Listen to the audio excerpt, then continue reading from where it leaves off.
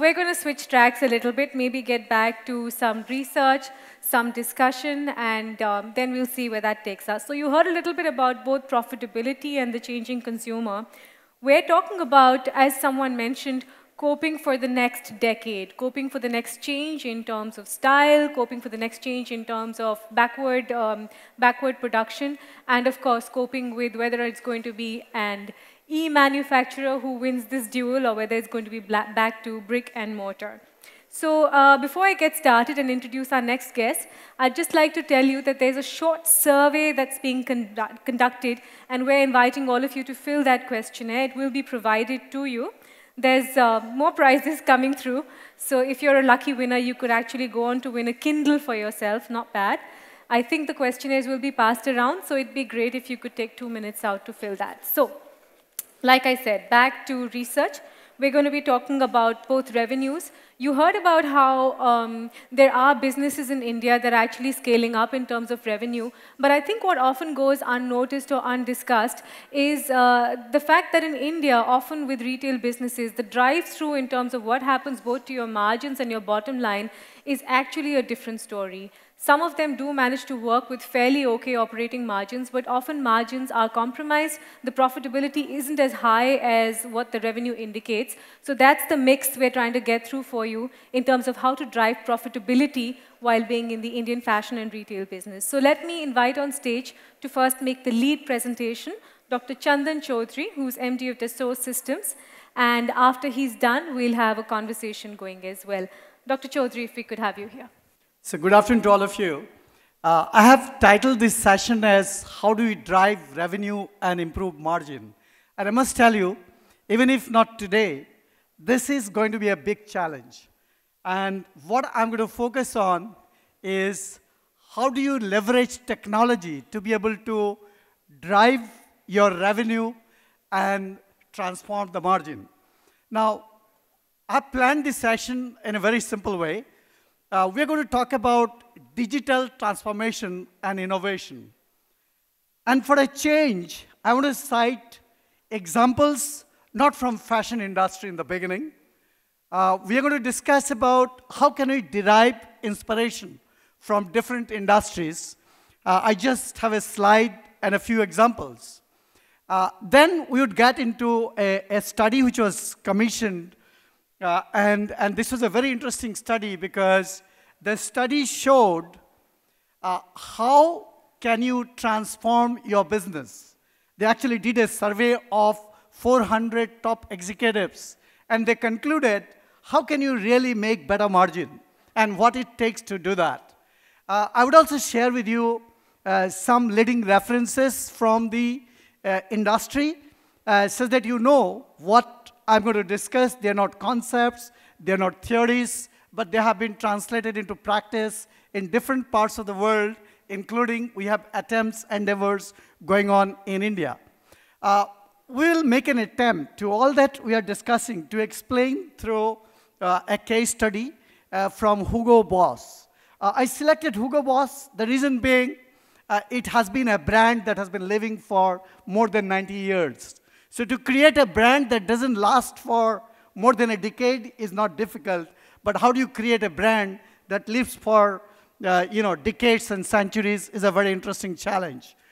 Overall, I would like to share with you that we are going to talk about how do you connect science, technology, and emotion.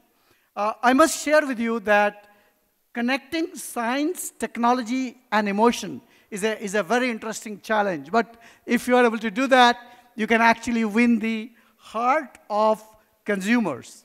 Now, then we'll just have one slide each to tell you how it is in organizations that we interact today, many of them in India and also overseas. What kind of challenges we see and what kind of transformation we are seeing these companies actually bringing about to win the heart of end consumers.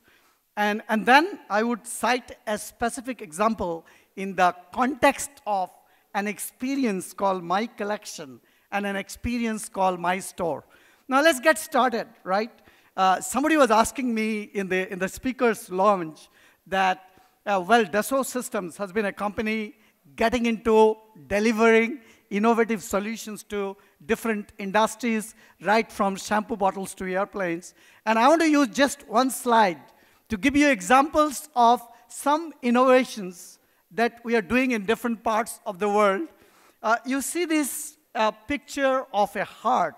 Now, this is a project we are doing in the United States where the vision is when, as a patient, somebody will get into a doctor's clinic, doctor is going to scan the heart, and you will have the digital model of the patient in our applications, in our platform. And doctor can actually cut, slice, smash, open to understand the problem that the heart is having and can do administration in the digital heart to ensure that whatever is administered, it works and is going to work. And then you do it in the physical heart. On the top right side, you actually see the picture. And this is a project we are doing in Singapore. We are creating a virtual Singapore, right, with all its subsystems like traffic, healthcare. You talk about education, security, and in the virtual Singapore, you make the changes to understand what is going to be the impact of the change that you are planning to make, because the cost of making a mistake, is very high when you make the mistake in the physical world. Well, in the left side, right, I kept this picture of aircraft to share with you that more than 20 years back, we actually created a digital aircraft for Boeing. And if, so down below you see the picture of a car, which is an autonomous electric vehicle, and it is designed and created on the cloud. And in the middle, you see three pictures. They're actually picture of three Nobel laureates. One of them got Nobel Prize in 2012. The second person got Nobel Prize in 2013, and third being in the 2014, right? And they have been using our application. I want to share with you that we see a kind of innovation we are seeing in different parts of the world is really amazing, right? You see in the bottom, a bridge is getting printed at the site, right? This is a project done by MX3D 6x6 Robo, which is actually, going to print a bridge at the site. You see in the left side, a project where you're talking about bioprinting of cartilage. You are seeing in the bottom, in the left side, a house getting printed. In the right side, bottom, you actually see new assembly structures. You are 3D printing titanium, not just plastic. So technology is bringing about change in different parts of the world, in different sectors.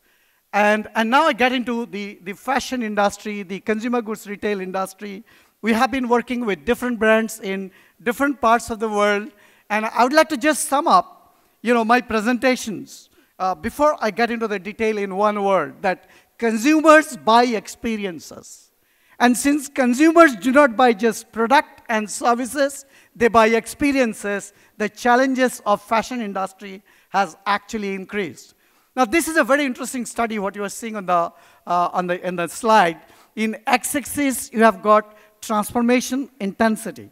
How do you leverage technology to transform? What is the intensity of transformation? And y-axis, you actually see digital intensity. Just to sum up, the study has shown a survey which actually considered the input from 400 plus senior executives from large industrial companies. The survey showed that if you are able to leverage digital transformation, right, in that case, you can actually improve your margin better. So you can see 26% margin where companies where you had high value for transformation intensity and high value for digital intensity. The question is, do we have a digital strategy in place? That's the question, right? Now, innovation and collaboration in 3D.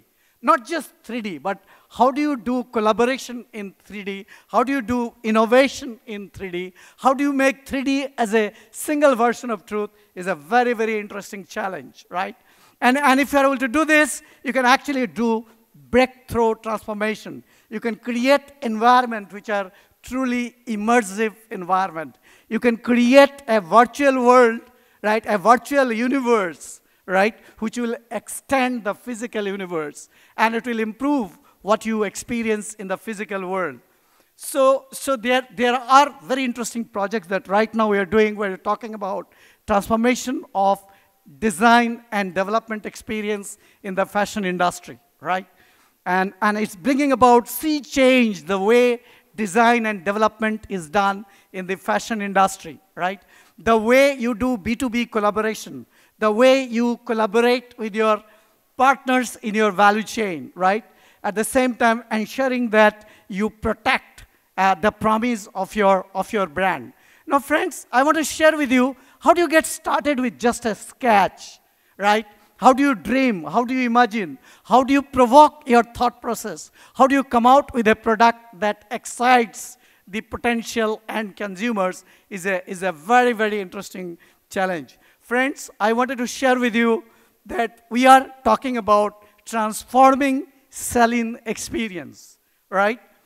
We are talking about a combination of physical and digital store. We are talking about how do you get into a store and looking at your eyeball, right? The technology discovers, the platform discovers what you want, what you like, what are your preferences, what are your likings. Though you see some physical stuff in the store, you start seeing a lot of digital products, right? Which are very close to your heart. So I think this digital and physical, when you're able to combine both of them, you can actually improve the performance in the physical space.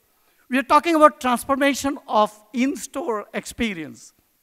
Transformation of in-store experience. You are not just buying a product. You are buying a specific product personalized for you. And how do you make that happen is a very, very interesting challenge, right? How do you really ensure that your experience when you combine the virtual world and the physical world is significantly better than the traditional shopping experience? You're talking about transformation of online experience. You find several companies today are providing online experiences, and competition is increasing. But how do you become unique? How do you become special? Again, is a very, very interesting challenge. I just have 2 slides to tell you. First of all, today, how it is done in companies. Companies have got applications, plethora of applications, right? Combination of less sophisticated to traditional to very sophisticated application. Disconnected. You do not have digital continuity, resulting into loss of revenue, resulting into loss of information, resulting into customer dissatisfaction. And we are talking about how do you build a platform which becomes a single platform where different heterogeneous applications, different members of the value chain can actually collaborate.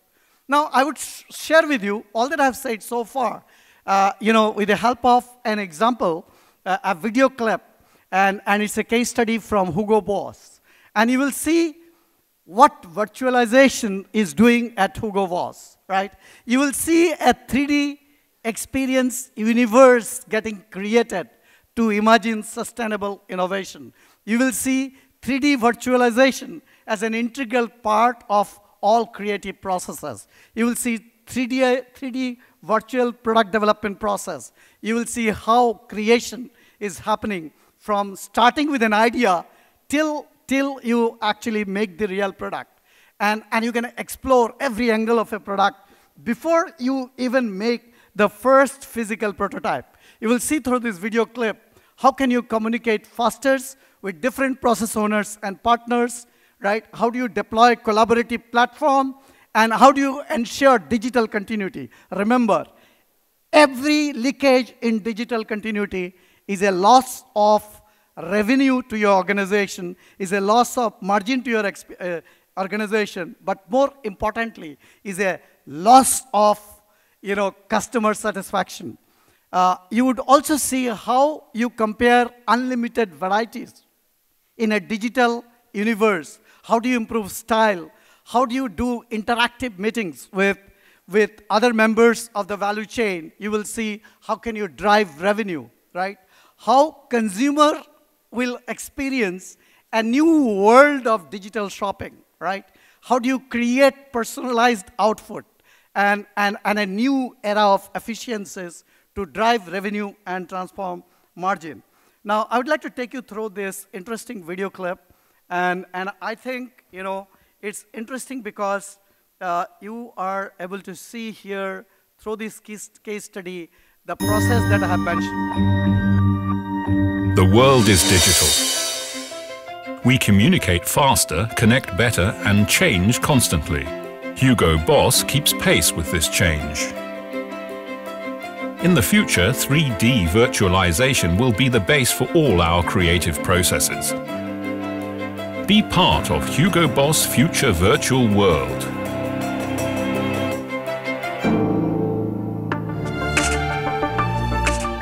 It all begins with an idea.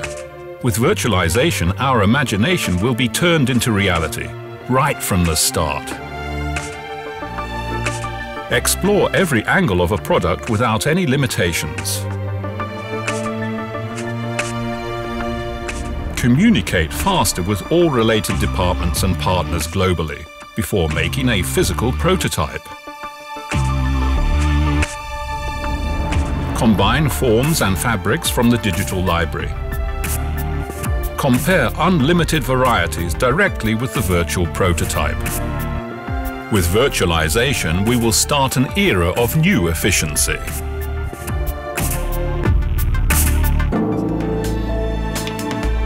In the future, whatever you have in mind can be brought to life in an instant. Improve styles down to the smallest detail in 3D real time. Change fit and colors on the fly. The touch and feel will always be key to Hugo Boss. So physical prototypes will be reduced but not abandoned.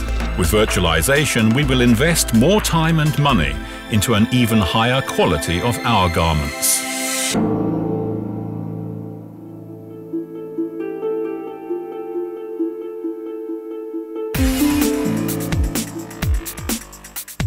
In the future, distance will become irrelevant. Enjoy interactive meetings with other markets and decision makers seeing the whole collection at a glance. Share your opinions on the collections easily via virtual conference and resolve possible issues right away. Agree on final collection items. With virtualization, global connectivity leads to order and delivery all around the world.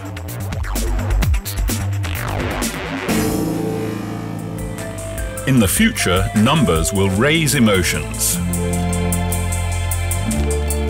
Communicate on an interactive level with the buyers, allowing them to see the key items of the collection both virtually and in reality.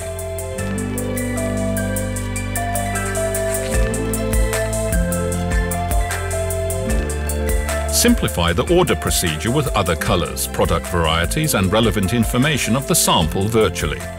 With virtualization, sample costs will be reduced significantly. Introduce collections more interactively and in depth with interactive training guides.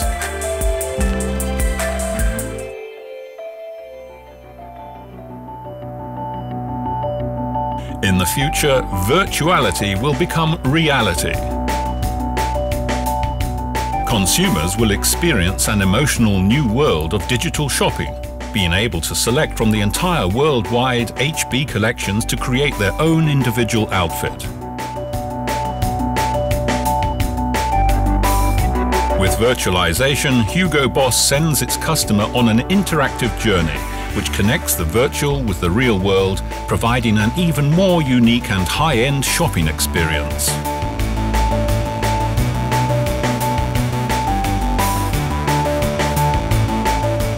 In future, the 3D virtual product development will be the core of our creative and technical development process. Our goal is to create a higher efficiency and better quality through this innovative project. In the future, the world of fashion will be redefined. Be part of virtualization. Be part of Hugo Boss Future Virtual World. So friend, I just wanted to share with you that the two concepts, you know, the My Collection, right, where you talk about a new experience in collaborative innovation, and My Store, where you talk about delivering a unique and memorable consumer experience, and both online and offline channel, I think is a very, very interesting stuff. I'm happy to share the copy of this presentation if you send me an email or you tweet me. Friends, I wanted to share with you, if you look at the process, you will find you actually need to connect science, technology, and emotion. You are talking about designing, you are talking about sourcing, you are talking about creating 3D model as digital assets, you are talking about assortment planning, and you are talking about your virtual showroom combining physical showroom if you have, and doing intelligent analytics where you can read the pulses of your potential end consumers and where you can connect potential end consumers to your innovation process. So I think both My Store and My Collection can go through interesting transformation if you leverage what you call as 3D universe. And studies have shown that 85% of purchase decisions are made in store. And if you're able to create products by leveraging such technology, which consumers will love, and if you are able to provide the ultimate personalized product and purchase experience, and what you're talking about, how do you connect and combine My Collection, My Store, and My Retail Theater to create unique shopping experience to ensure that you're able to drive your revenue and transform your margin. And we have studied that the savings could be enormous. You can improve speed and profitability, you can protect brand equity, and you can get closer to consumers, and you can streamline user experiences. In fact, if you look at the Davos, the World Economic Forum, which was there, our company was ranked #2 in the world in terms of sustainability and innovation in all categories put together, and in the technology category #1. And thank you very much for the attention. Thank you very much for that. I think that was a whole lot of ideas mixed into one. So let's try and break them up into different verticals.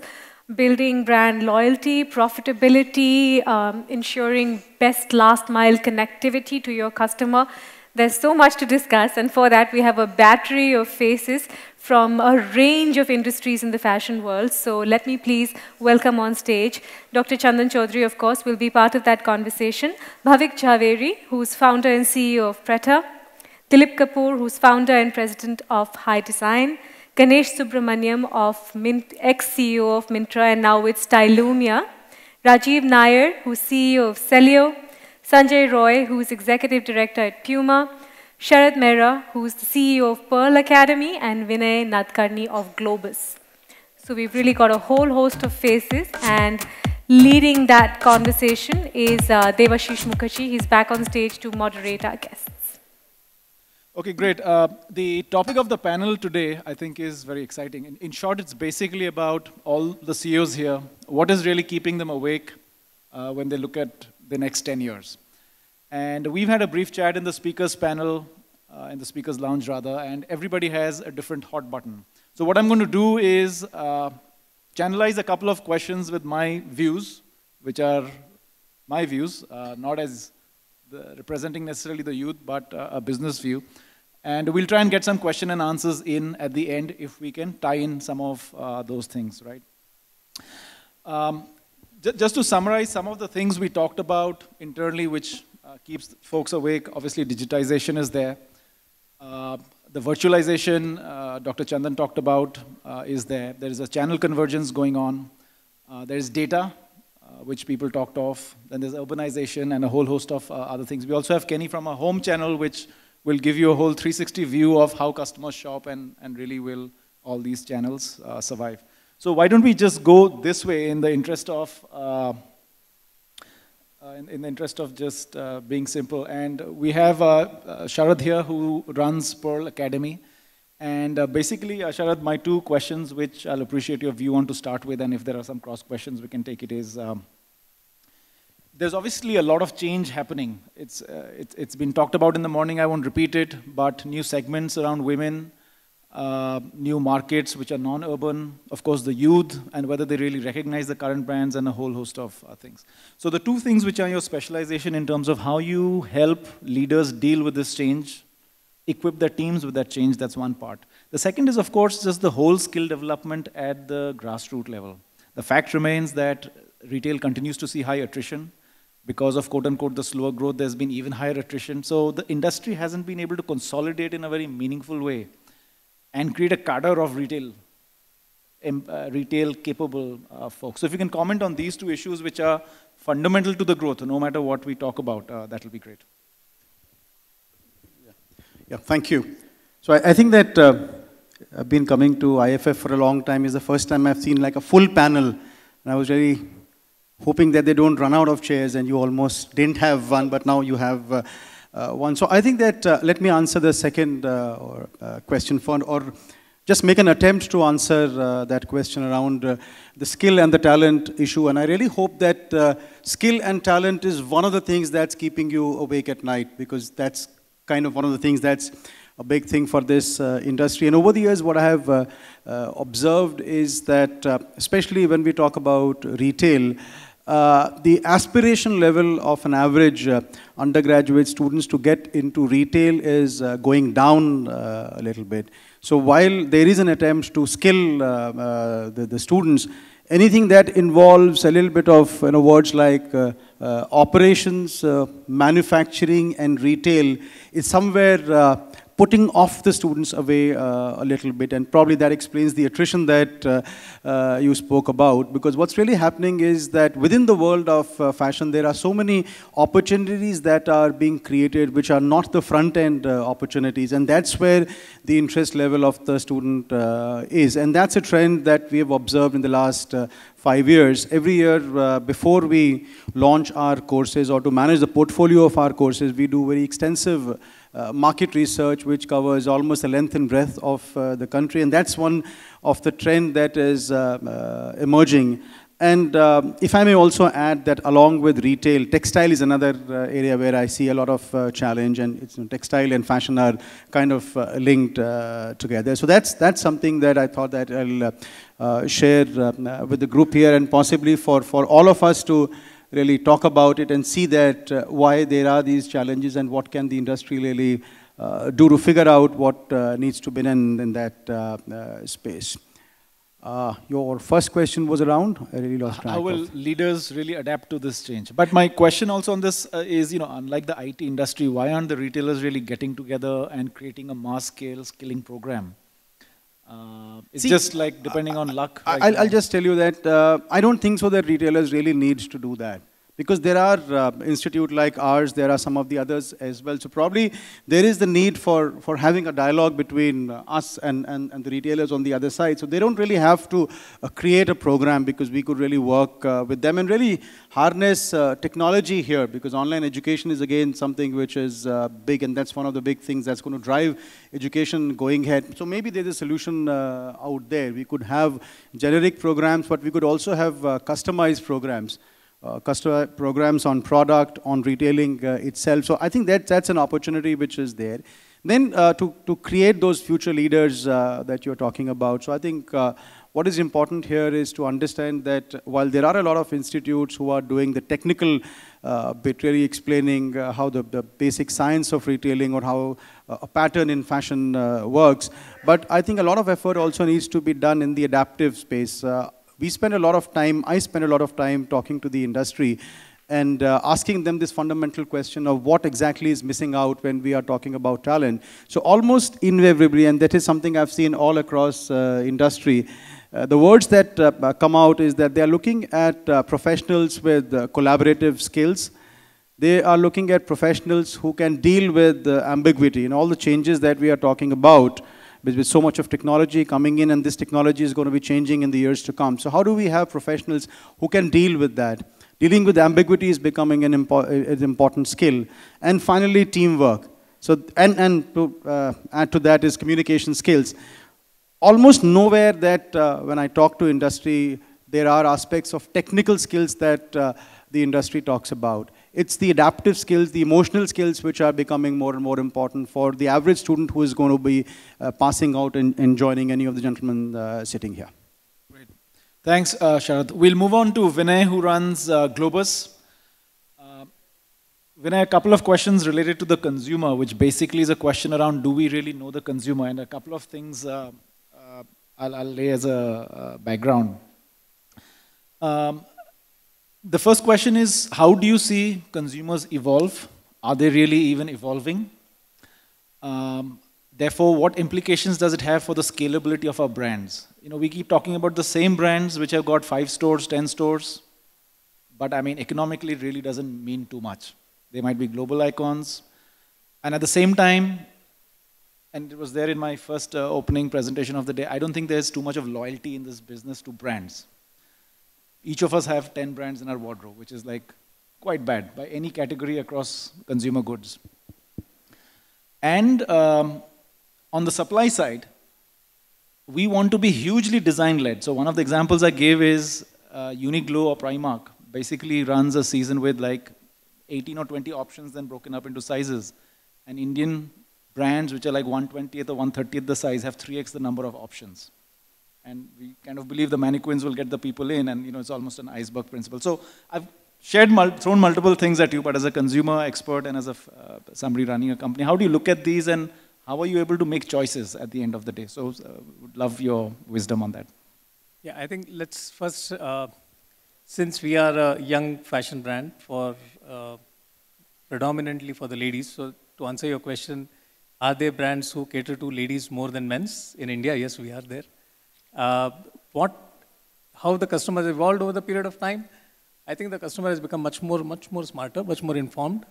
And see, if you really see the difference between a traditional retailer and organized retailer, and we always felt that traditional retailer is much more closer to the customer, much more connected. He knows the customer in and out, and therefore, you know, he has been able to give you a service which an organized retailer was not in a position to give. But I think the evolving technology has made that possible. Today, we can know the customer much more intimately than what we could have known maybe a decade earlier. And therefore, as much as the consumer has evolved, I think the organized retailers also have evolved. And they also have now means to know what the customer requires at the instant. So therefore, if we as retailers can cater to that customer's needs at that point in time, I think then we have won the game. So pampering the customers is much more easier now. And therefore, I see technology and the social media and the plethora of apps that exist today gives you an opportunity to really reach out to the customer much faster than what he ever was and what we ever could have earlier. And secondly, coming to the flip side of it, the customer is becoming increasingly impatient and demands very high speed of service. So therefore, I think that keeps us on our toes to say whether we are in a position to really service him in that speed at which he does. Otherwise, he logs off equally fast. So I think the relevance of brands in future would primarily be driven by your ability to meet the customer's requirement at the instant. And therefore, I think all of us would have to evolve from that point of view as well. Going back to your question of Uniqlo and I think Indian customer is a little different than the international customer. Here, if you go by one of the ads that was very popular some time back on the television, aur batao, you know, it's not so easy to satisfy a customer who keeps asking you aur batao.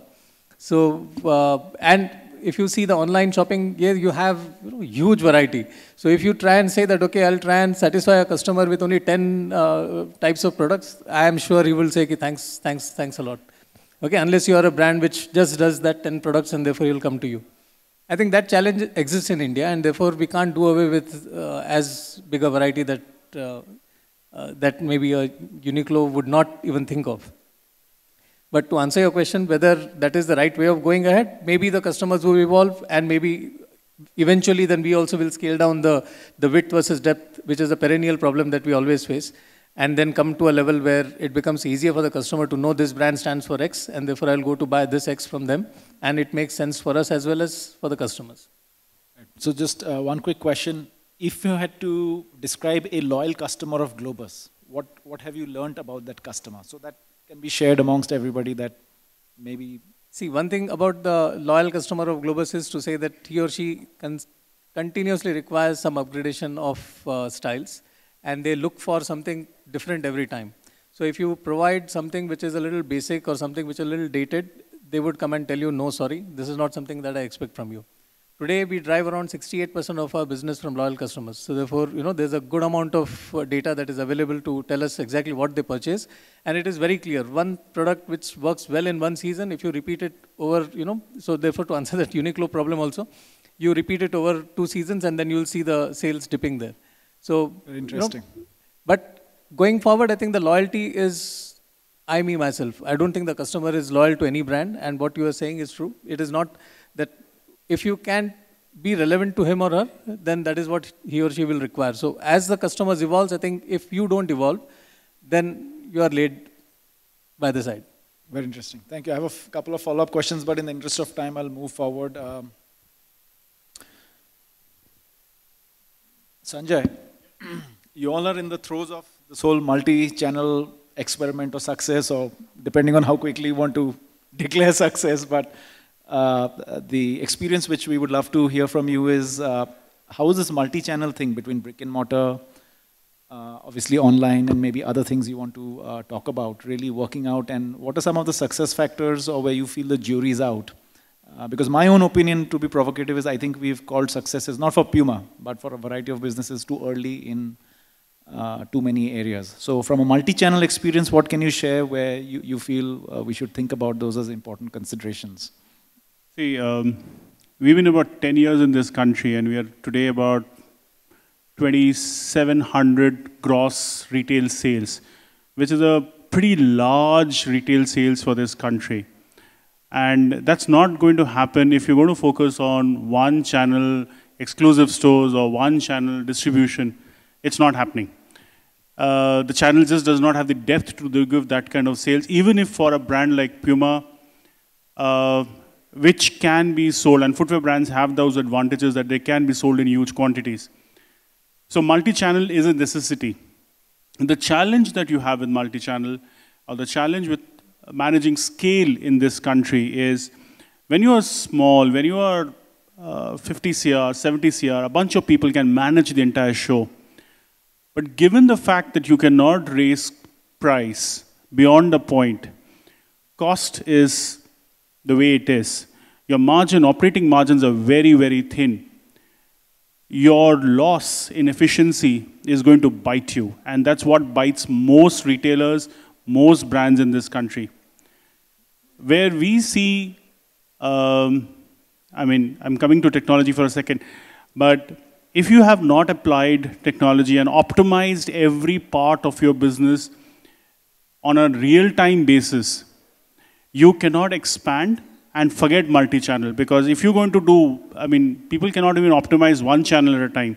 And if you want to grow to that scale of business, and you are not real-time optimizing every part of your business, starting from forecasting of what to buy. We are in the footwear trade. We need to place our orders with international factories 10 months in advance of the season. So 10 months in advance of the season, almost a year in advance, I have to place my orders out to my factories in China for production.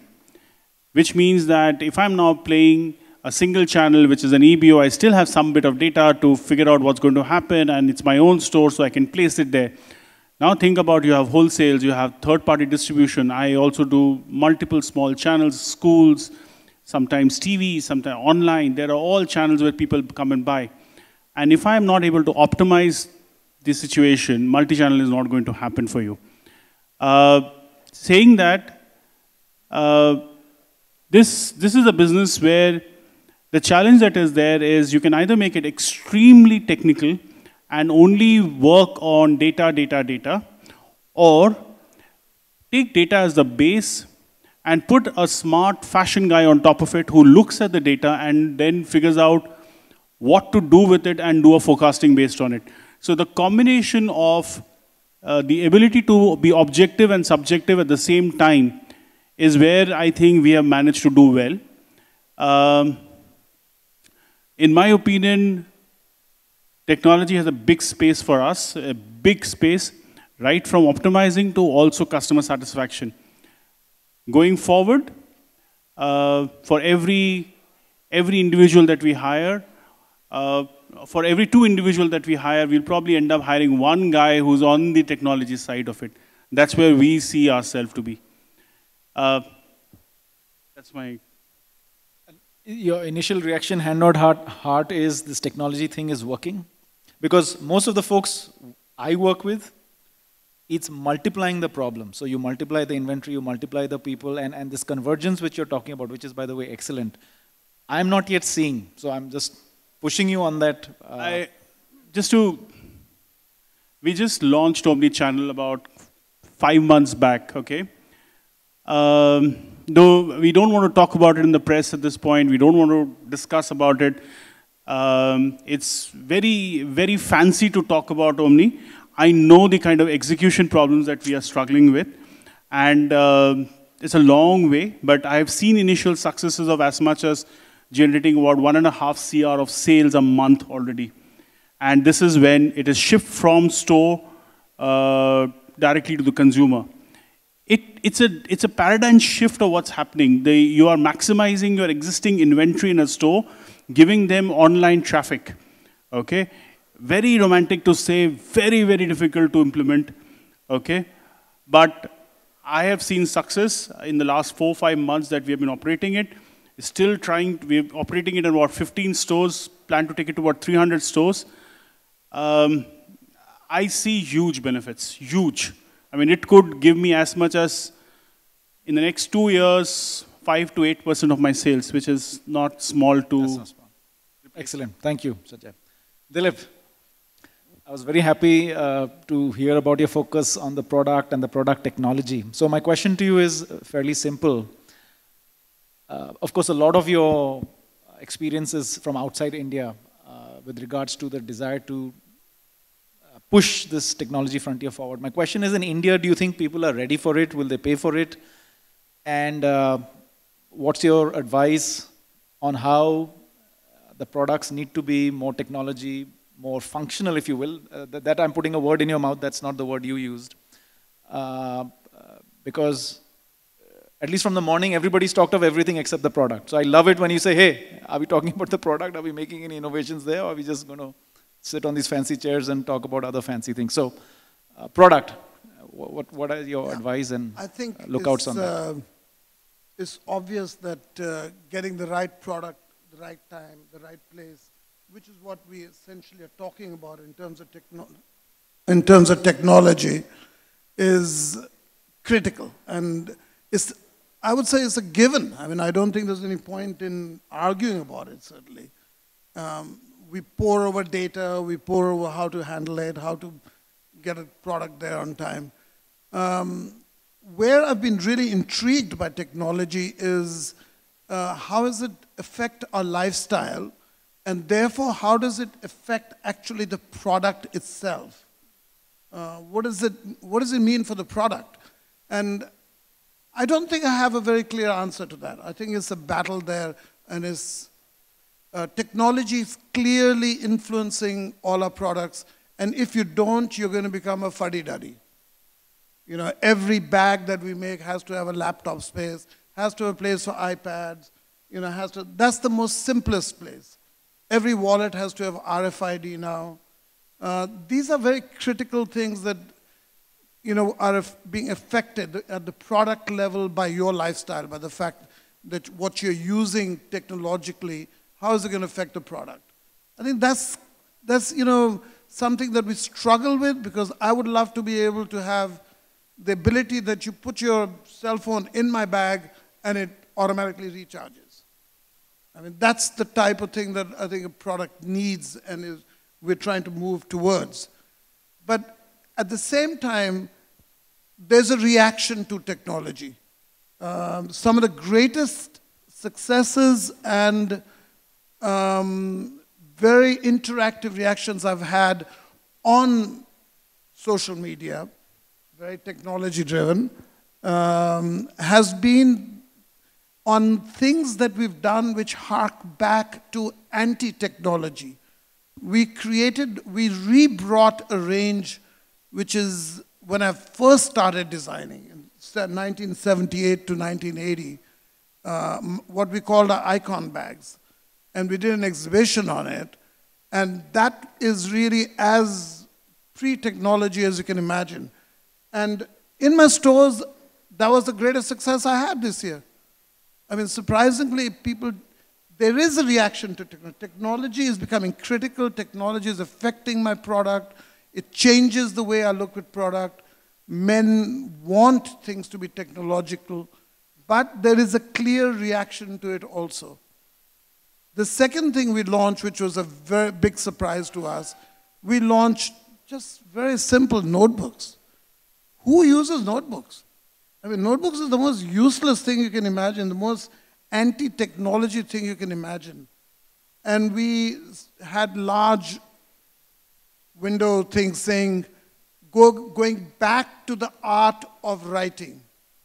Who writes? Do you write a mail? Do you write your diary in your notebooks? Do you write anything?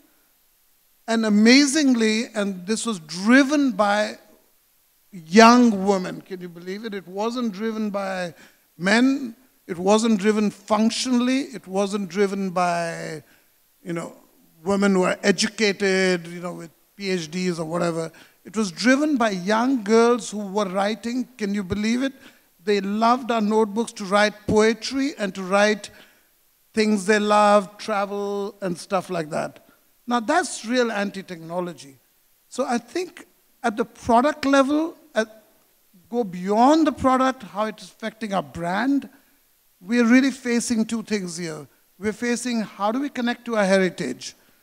Internationally, as you know, every great designer is always goes back to his heritage, goes back all the way back to the 1920s, to 60s, to 80s, and connects it back. And I think that's still very critical. I think technology is affecting our product, but being connected to pre-technology, often running campaigns like our whole campaign this year was on something you're going to hate. Go slow. How does it affect our life? We handcraft every product. We do not use Chinese production lines. We still hand stitch a lot of our product. How anti-technology can that be? And that seems to be at a certain level as technology becomes everywhere. In our stores, we're running videos, we're trying to have interactive things in our stores. The more we go into technology, the more there seems to be a reaction which is saying that the product that is, call it go slow, a product that talks to us about who we were, is still very important and intuitive at a heart level. So product fashion is being influenced by that. Yeah, thanks, Dilip. I want to ask a question, though, which is close to my heart, and that's about the masses.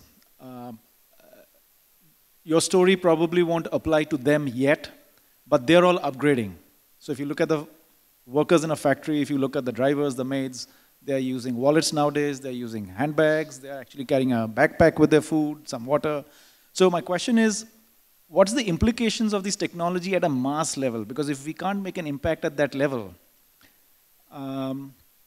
the impact will just be lesser in simplicity. If you'd like to comment on that. I mean, of course, we know you have a great space and that's a great story. I think, you've got lots of people here, you understand mass. And I think I'm really pretty lousy at it. Okay. Having said that, I think the type of person I was talking about wasn't necessarily a rich girl. I'm not talking about an older, educated girl. I'm talking about a girl who's still in college, graduated from college, wants to travel, has boyfriends, and she is going back to wanting to be connected to. She feels when she writes by her pen and sends a note to her boyfriend, or writes about the experience that she had, the love experience she had, when she writes it not on her iPad and not on her phone, but she actually writes it by hand, sitting there in the evening, it means more to her. Thank you for that. Thank you. Dr. Chandan, I just want to build on something Dilip said. I saw the presentation on the virtual imagery and the reality, and my simple question, and don't take it otherwise, is will it really work?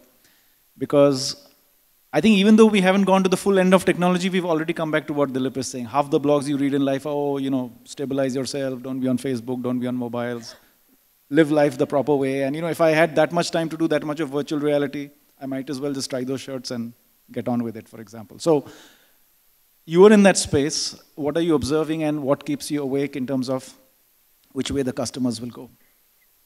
I think the major difference is that technology has really gone through big transformation. They have become extremely easy to use. They have literally become intuitive. So what we had seen technology 10 years back and what we see today, there's a huge difference. So that's number one.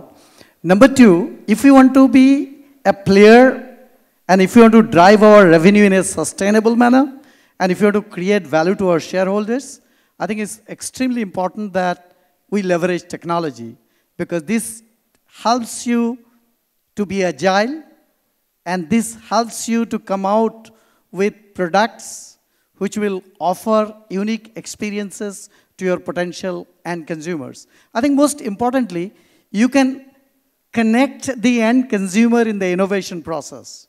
So if you want to accelerate the process of innovation, if you want to create value for shareholders, if you want to demonstrate sustainable growth, if you want to stay invested and improve margin, I think digital continuity is a must.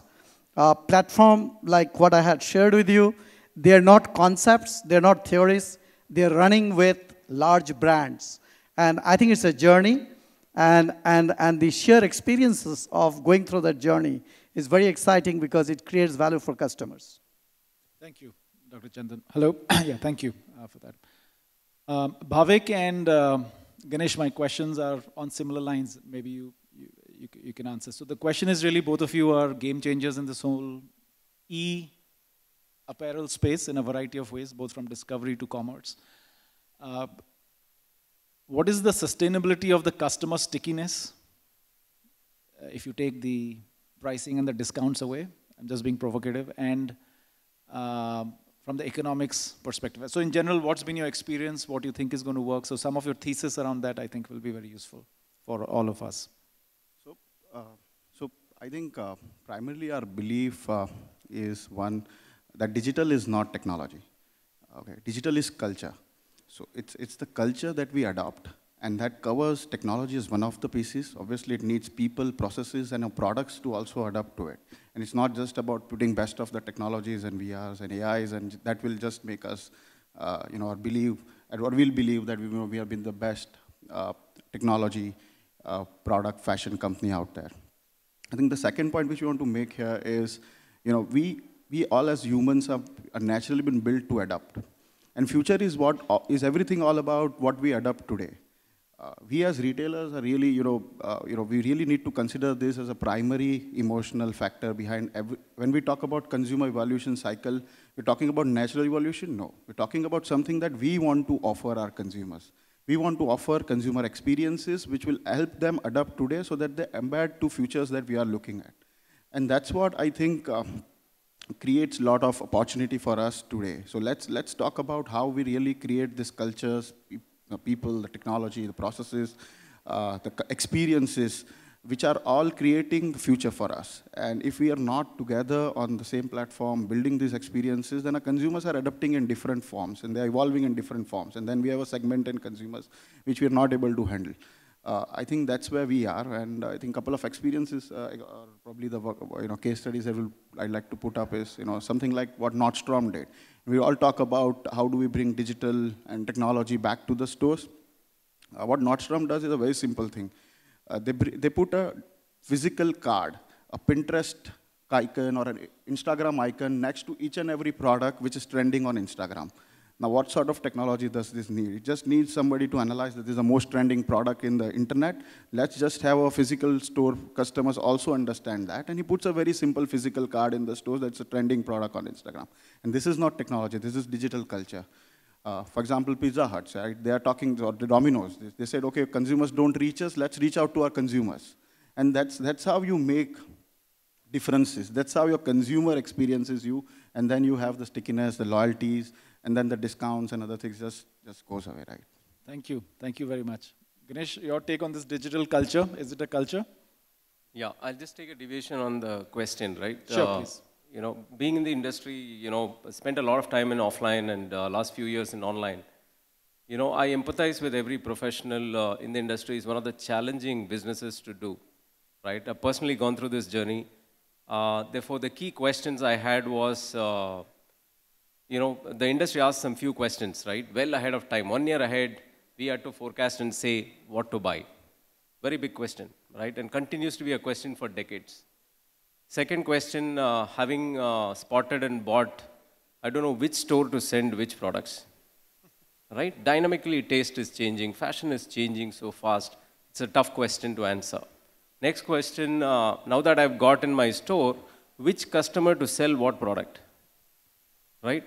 Right from the time you forecast this complicated, ever-transient subject of fashion, for having spent both in the technology and the traditional retail, you know, my biggest thing was that, what if I had Dash, an insight platform that, you know, when I'm asking these questions, with so much of data and information in the industry all around the world, can I have a tool which will tell me, take informed decisions? Because individually, how many of us can go to, you know, which are locations, right? How many of us can ever know that which T-shirt would sell 6 months from down the line, right?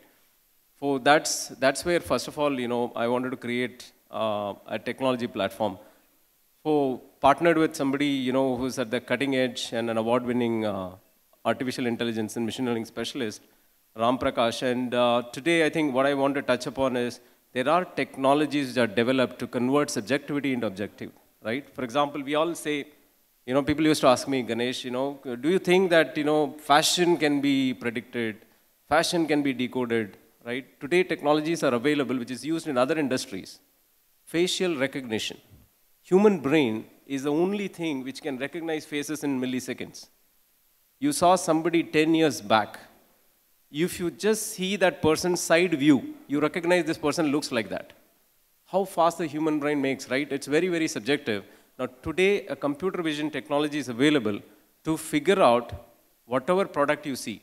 Facial recognition, you put in the context of fashion, what we can do tomorrow, and the technology we are building, if you take a photograph of this, if you have a video of this particular room, we can actually tell you what's trending in terms of colors in this room, what's trending in terms of silhouettes in this room, what's trending in terms of dresses in this room. Imagine this at the global context. We can tell you, in fact, recently we conducted a small experiment in Phoenix Market City in Bangalore. We took videos of people entering the mall, and we came out with color prediction. I'm saying, what are the colors trending in Phoenix Mart, Bangalore right now? Right now, that's number one is the technology which is available. The second is, today technology is available to read text, to read images. If you understand text, videos, and images, you can actually understand fashion real time, right? Therefore, going back to the key challenges of the industry of those three questions and the current technology available, what are the problems that we could solve? Right? The problem we could solve is, let's say for any merchandiser, buyer, or business decision maker, at real time, say in a particular geo or a territory, what kind of products are probably will my customers like the most under your boundaries? Now, this is the kind of information that we could provide for all the decision makers who are in buying. If you are in marketing and if you are in other parts of the industry, we can tell you really what consumers are going after, both current trending and what possibly could happen in the time to come, so that you can figure out, what kind of messages and communication you can do. And the last one is which customer to present which product, right? How many of you believe that predicting what a woman wants is relatively difficult? Can you raise your hands? All of us here. right? And fair amount of people, right? Now, let me tell you, it is our ignorance of understanding what women really want. It is not see, all difficulty is because we don't know something, right? We did a recent experiment using technology. We asked 20 college girls to come down and asked them to go through the existing online sites and said, pick your 5 favorite dresses. And we wanted to see how many dresses does a woman go through before pick the 5. It was ranging anywhere between 130 to 170 dresses. For under 5% likability, if you see that retailers understand customers, now that's for you a good indication. Now we said that if we want to decode the taste of women, then our ratios have to be far better. We went ahead and asked the same women to come back and say, why not you give 5 favorite dresses from your wardrobe, right? And give the images of that. We took all those images using computer vision processed and arrived at an abstract taste of these customers. What would a human brain think seeing some discrete 10 products? What would be a taste graph? We came out with a taste graph of these consumers. Went back to the same site. Based on the taste graph, we presented 5 dresses to them. The likability was 70% plus. Now, therefore, what I'm trying to say is technology today can even decode taste of individual consumers if you really use technology and the relevant data. Right? Therefore, to an extent that we can personalize recommendations to consumers to their individual taste is also possible. Fascinating, very fascinating. Thank you. Rajiv, you got us back to the store and you were talking about how to increase the seduction of the store. I've written down. That was a fantastic line. Can you talk a little bit about that? In fact, some of us have been in retail for a long time, and we always wonder when we hear about artificial intelligence, deep thinking, technology, is the fact that, okay, there is so much happening around the world in terms of new age technology, but what's really happening to stores? Are stores passé? Are people stopping to think about stores? Is there going to be a business going forward in future in creating, I would say, great-looking, seductive stores? Or is it that in markets where technology is really maybe been there, these technologies have been in the market, been there, people are really starting to forget about what's to be done in stores. So if I go back to the parent company, that is Celio in France, in the last 3 years, we have almost come up with the 3rd concept change in terms of the way we would like to present our brand to consumers. Not all of that change has got to do with technology. A lot of it is to say that how shopping is in some sense emotional, yeah, and there is an emotional aspect of shopping for reasons of which people will say it's not just about technology, the reason why people buy, but they would definitely like to come to a store because there is an emotional angle to the store. So while you're selling fashion in the past, one of the biggest things that happened in India was the fact that, profitability was the most important thing for retailers. So frugality, reducing the costs of running a store, reducing maybe the finer aspects of retail was something that was pretty big. So everybody wanted to really cut costs on stores. But I feel going forward, actually, there is going to be a reinvestment that will have to be done in physical stores for retailers to be able to bring back that level of seduction in stores and bring them back. Not to say this will not include technology. Just to give you a small example is the fact that today, the visual aspect of what we have in stores, which is basically POS in stores, was something which is static, continues to be static, and almost 90% of all the visual imagery that we see in stores today is static. Maybe 5 years down the line, 10 years down the line, is going to be completely different. And we will see a lot more visual-based interfaces, which will be intuitive.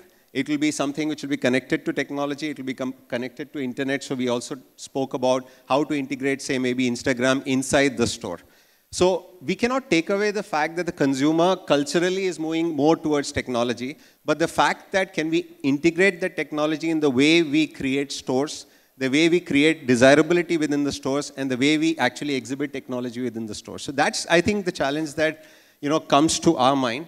And the other area that we feel is the fact that it's the desirability is going to be there inside the store, but to be able to reach out to the new age consumer who is today in a phase where he's actually consuming information and he's consuming data in a very different way, which is, for example, I mean, news for a consumer today is not a newspaper, it's maybe a scoop whoop, or maybe a BuzzFeed or whatever else put together. It's the way the individual retailer gets across to the consumer in the technology platform. But once he's back in the store, you still need that seductiveness, you still need that desirability, and that's what all of us are really trying to work towards. So I would say the fact that to say technology will obviate stores, technology will obviate the need to create desirable stores, I think is thinking too much.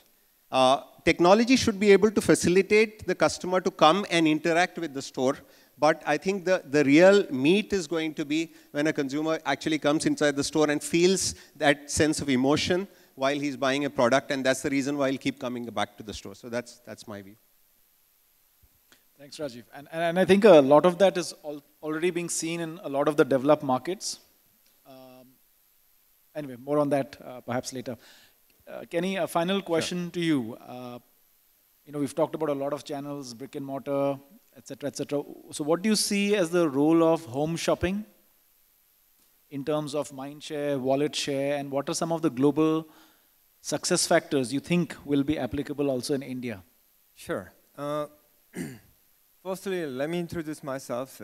My name is Kenny Shin from Shop CJ, formerly known as Star CJ. And now we changed it, our company name and logo to Shop CJ from Star CJ. Actually, it's been about a 6-year-old company, and we already have Sanjay Puma from Puma. Sanjay is already our customer, and we had also a chance to have a High Design, the Dilip. We had a chance to have a business relationship before.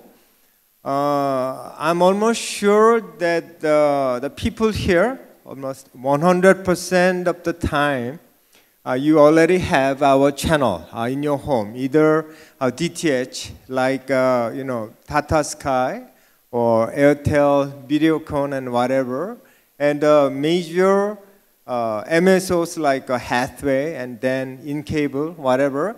You do have our channel. Based on the FICCI data about 2 years ago, the total number of the Indian household is about like 250 million household. Out of that, our program reaches to Indian consumers, the household, like 87 million household. And we do have 7.5 million the happy customers already. And one of the things I've realized is that this is not just Hindi, the population. There are many other, you know, the regional languages. So that's why we started, officially launched Telugu channel, Andhra Pradesh and Telangana, back in October. And also 2 weeks back, Tamil Nadu, we do also have official launch of a Tamil channel 2 weeks back. So the important point is that, for example, a lot of panelists already talked about the technology, and you asked about our the channel. What kind of channel power do we have? The Shop CJ. It's say about 2.5 months back. What happened was that we had a chance to sell leggings for ladies, and 1 hour, nighttime, 1 hour, we were able to sell 5,000 units of leggings. So I think that there's a pretty big number. For any the retail company. That's the kind of channel power we do have. And also, Dr. Chandon introduced how important it is for us to have the the technology. Say, he showed us the example of a virtual reality of a Hugo Boss, and we do show those kind of a 3D versions of a demonstration. How come? Because it's a TV home shopping company. We do have 4 studios inside. So that means we actually generate all different kind of content. So this is a content powerhouse. We actually generate all those content, TV programs. So obviously TV program, TV channel is our bread and butter. And we also have a website and a mobile application, which is shopcj.com. And the most important thing I'd like to let you know is that this world is changing very fast. For the fashion arena and industry, it's the same.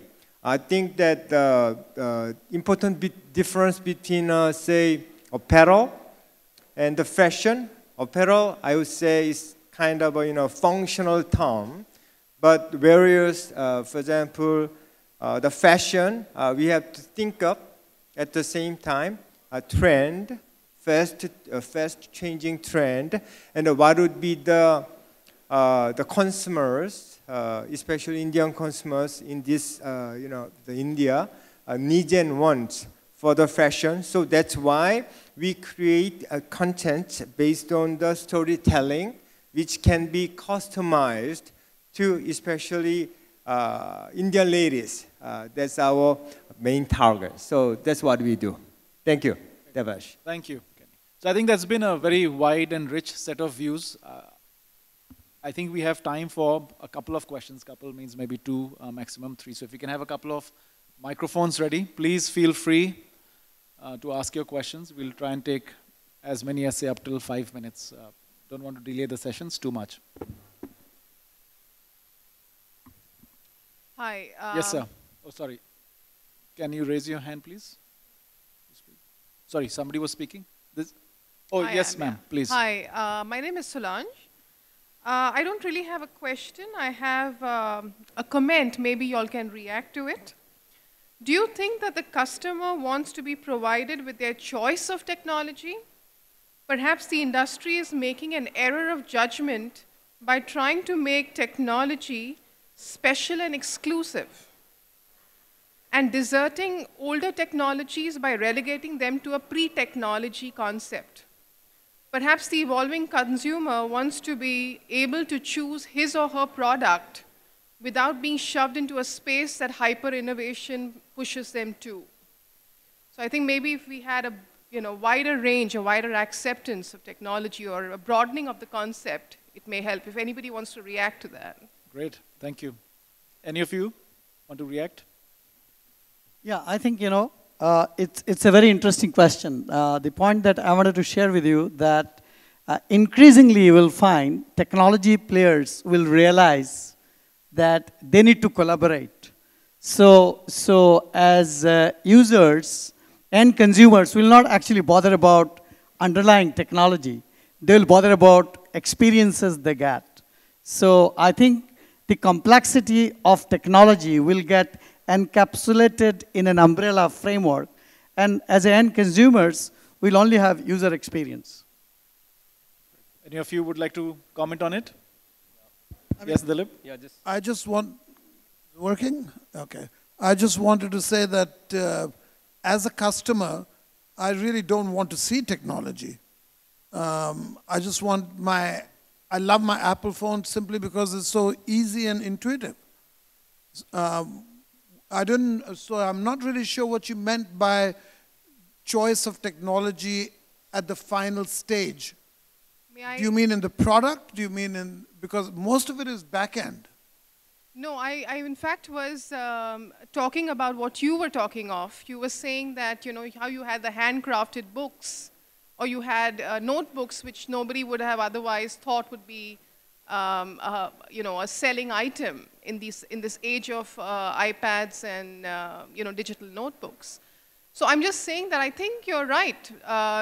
People want a choice. If you had to make the notebook obsolete, for example, the page notebook obsolete, you would be actually cutting away a customer profile away, you know, you'd be taking that away. In fact, I think that the range should remain, you know. I think we should be having a wide range. Can I answer that to her? If you wish. I mean, that's a comment. I think you asked me about mass and luxury. And I think she's coming to a point where every luxury brand in the world now, the designers are going back to their heritage and bringing it out. So there is a reaction to mass technology towards something which is more, you know, you can touch it, smell it, feel it. Yeah, I agree. Go slow and experience it. I agree. So I think at the luxury level, yes, technology is very tricky. They don't want to see it, they want to make life easier with it. Yeah, I agree. Whereas in a mass level, I think you asked me that question, yeah. and somebody else is probably more qualified to answer, but the mass level technology is still extremely seductive. Agreed. Thank you, Dilip. Let's move on to another question. Can somebody please give this gentleman a mic?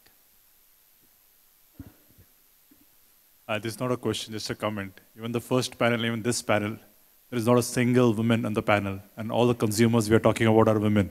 So it's very strange. Unfortunately, all the women have been bailing on the conversations. I don't know why. Either they missed their flight or they were busy doing something else. I think it's a very fair comment. However, as a consultant, I will make this point. We have to move from intuition. Intuition is there, so let's keep it aside. There's no debate. To what a lot of my friends and colleagues here talked about. Data is like a very micro thing, but science is also fuzzy. But everything can't be, oh, I feel this way. And that's what I said upfront in the reason for poor profitability in India is because a lot of the businesses, no matter their multi-billion, is still, oh, I think this should be happening this way. The proprietor's wife wants these lamps here, and you know, or the son said this carpet. You can't run businesses that way. So, true diversity is diversity of fact-based data, and fact itself is subjective, so all that philosophy is fine. But just having women here is also not the solution. So I take your point, and I also have a rebut on that. You can catch up during lunch. Sure. Mithali, maybe we'll close the session. We're already 10 minutes. Over to you. Thank you, Thank you, panelists. A great thank you for your time, and see you all outside.